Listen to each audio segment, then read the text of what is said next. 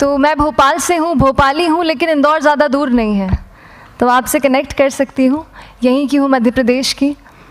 सबसे पहले तो ये कहूँगी कि जैसा मैम ने बताया कि मैंने कैसे शुरुआत की, या स्कूल में थोड़ा सा दिमाग में था, तो हाँ, स्कूल में थोड़ा सा कहीं सोचा था, कहीं शायद पढ़ लिया होगा, कहीं सुन लिया होगा कि नहीं आईएएस ऑफिसर नाम की कोई चीज़ होती है।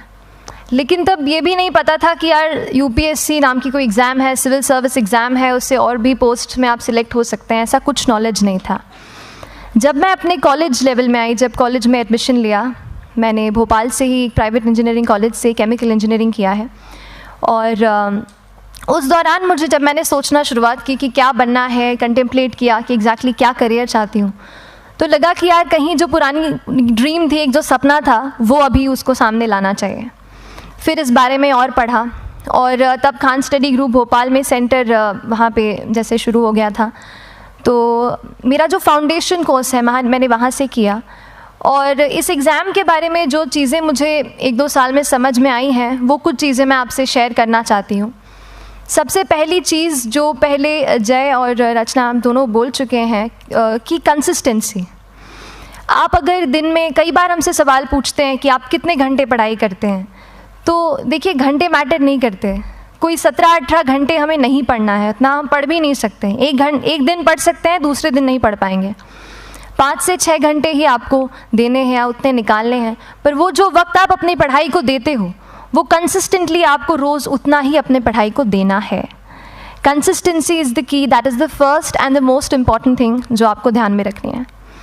दूसरी चीज़ इस एग्ज़ाम में मुझे लगता है इक्वली इम्पॉर्टेंट है, क्योंकि ये जर्नी लंबी होती है। जैसे एग्ज़ाम ही 1 साल तक चलती है, आप प्रीलिम्स देते हैं, फिर आप मेंस देते हैं, आप इंटरव्यू में जाते हैं पर्सनालिटी टेस्ट के लिए, तो एग्ज़ाम 1 साल तक खुद चलती है। उसके पहले मान लीजिए आप 1-1.5-2 साल पहले से प्रिपेयर कर रहे हो, तो ये जर्नी काफ़ी लंबी रहती है। उस जर्नी में मेंटली अपने आप को मोटिवेट रखना, अपने आप को बूस्ट करते रहना, वो भी इक्वली इम्पॉर्टेंट है, और इसीलिए अपने आप पर भरोसा बेहद ज़रूरी है।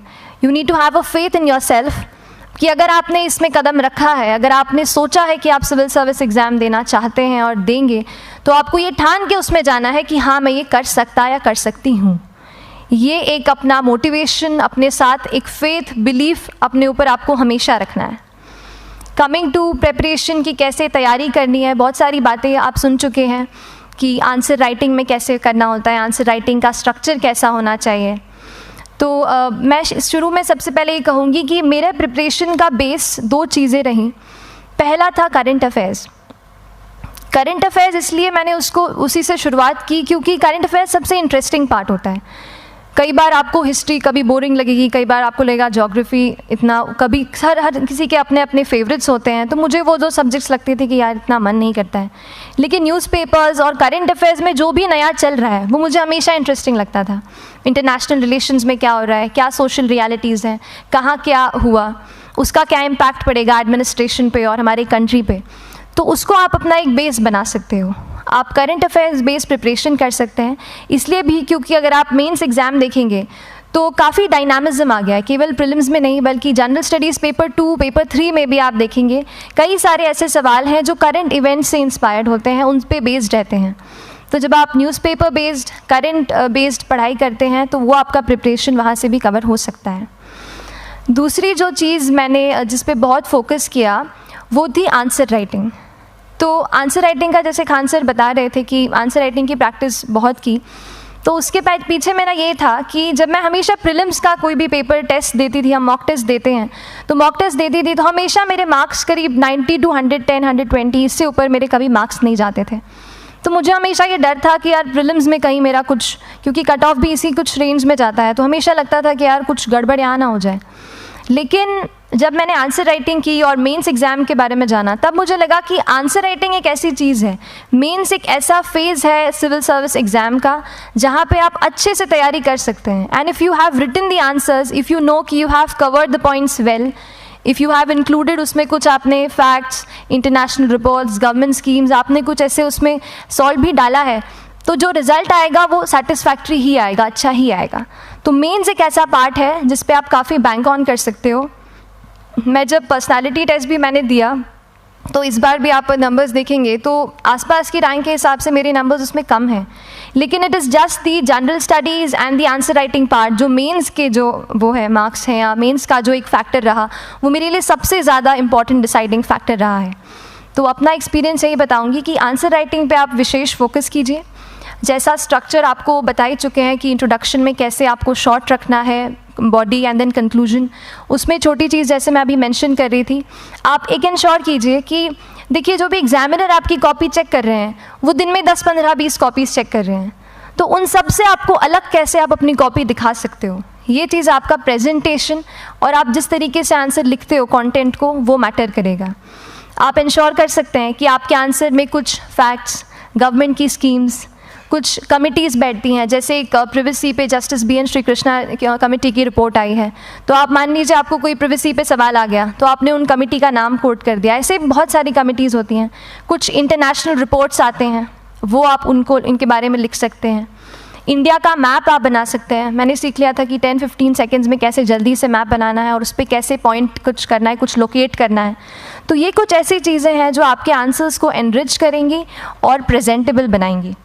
तो इस तरीके से आंसर्स पे जैसे हम क्लास करते हैं, लेकिन उसके साथ साथ आपको ये कोशिश करनी है कि 1 से 2 आंसर पर डे आपको ज़रूर लिखने ही लिखने हैं, apart from the test series that you are doing. Answer writing से 2-3 चीज़ें होती हैं, ना केवल हमारी एक लिखने का हमें समझ आता है हम क्या लिखते हैं कैसा है, पर हमारा कॉम्प्रिहेंशन भी इम्प्रूव होता है। हमें कितना समझ में आया वो भी हमें खुद समझ आता है जब हम आंसर्स लिखते हैं। और इसीलिए आंसर राइटिंग पे आप फोकस कीजिए, 1 से 2 आंसर ज़रूर लिखिए। और आंसर राइटिंग के बाद the third pillar of my preparation जो काफ़ी इंपॉर्टेंट जिसने रोल प्ले किया, that was tests and test series and mocks. देखिए हम पढ़ रहे हैं यहाँ पर, I will also come to the point कि हम कैसे दिल्ली, भोपाल और इंदौर में प्रिपेयर करके बिना दिल्ली जाए हम कैसे कर सकते हैं, I will come to that point. पर उसके पहले टेस्ट की थोड़ी बात कर लेती हूँ कि टेस्ट देना क्यों ज़रूरी है। हम ये जो एग्ज़ाम दे रहे हैं सिविल सर्विस की, एक ऑल इंडिया लेवल एग्ज़ाम है and this cut throat competition.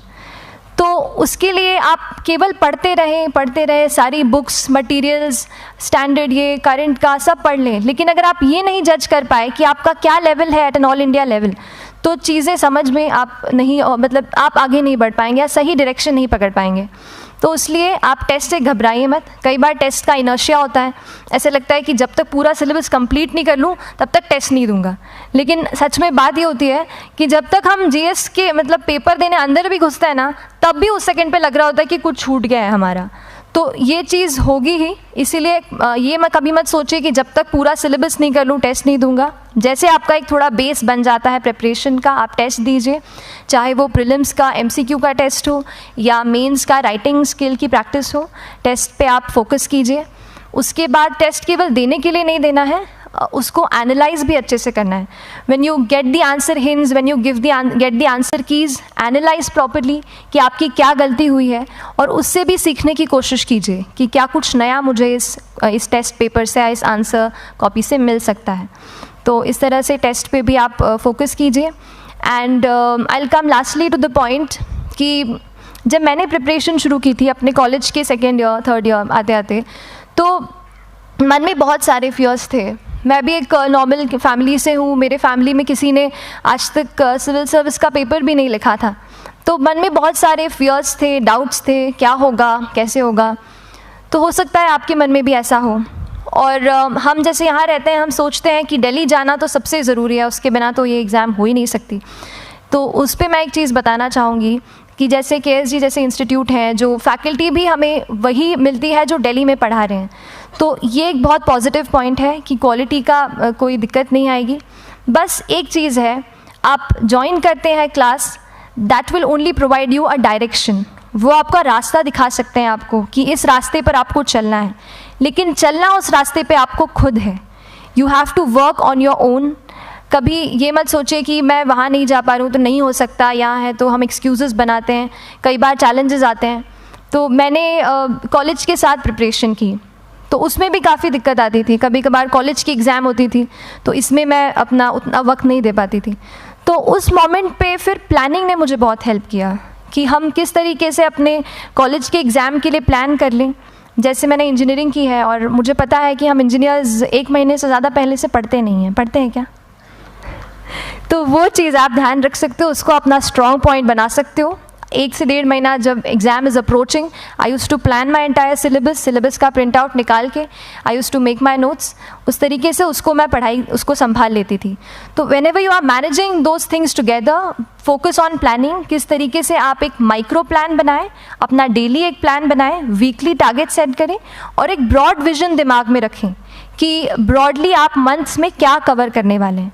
अगर आप प्लानिंग अच्छे से करते हैं तो ज़्यादातर पोर्शन आपका वहीं से कवर हो जाता है, और जब आप टारगेट्स बनाते हैं, उनको टिक करते हैं, तो एक सेंस ऑफ कंप्लीशन भी आपको मिलता है कि yes I am on the right path और मैं सही जा रहा हूँ या जा रही हूँ। तो इस तरीके से प्लानिंग पे भी इक्वली फोकस कीजिए। एंड बस यही सिंगल बिगेस्ट मैसेज मेरी तरफ से यही रहेगा कि आपने अगर ठान लिया है, अगर आप सोचते हैं कि आप ये एग्ज़ाम क्रैक कर सकते हैं, तो आपको रोकने वाला और कोई नहीं, आप खुद ही हो सकते हैं। तो खुद आप अपनी रुकावट कभी मत बनिए, एक्सक्यूज़ेस मत बनाइए। ऑब्स्टिकल ज़रूर आएंगे, उन्हें आपको चैलेंज करना है। Challenges are meant to be challenged. तो सही तरीके से अपने ऑब्स्टिकल्स को हैंडल कीजिए, और इस एग्ज़ाम में अगर आप सही स्ट्रैटेजी रखते हैं तो आप अपने एक अटैम्प्ट में ही इसको क्रैक कर सकते हैं। एंड एनीवेज आप जो भी अटैम्प्ट नेक्स्ट रखते हैं, दिल में यही रखिएगा कि जो ये मेरा नेक्स्ट अटैम्प्ट होने वाला है, ये मेरा बेस्ट अटैम्प्ट होने वाला है। कभी भी इस एग्ज़ाम को हाफ हार्टेडली मत दीजिए कि चलो दे के देखता हूँ कैसा है पैटर्न का एग्ज़ाम का।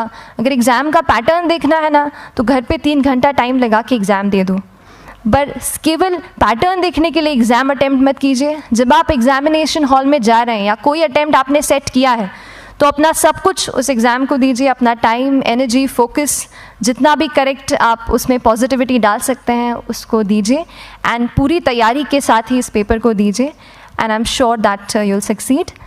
सो till then, all the very best to you and good luck. Thank you so much.